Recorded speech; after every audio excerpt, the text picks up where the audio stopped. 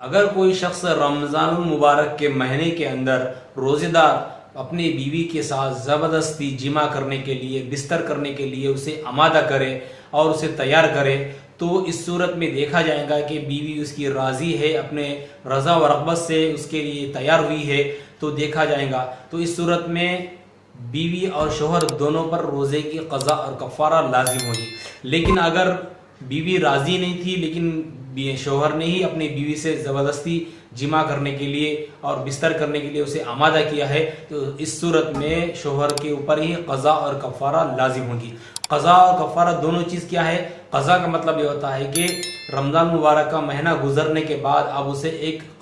روزے کی قضا بھی کرنے پڑیں گی اور لگاتار 60 روزے رکھنا پڑیں گے، یعنی بیچ میں کوئی گیپ نہ ہو، لگاتار روزے رکھنا پڑے گا، یہ اس کا کفارہ ہے۔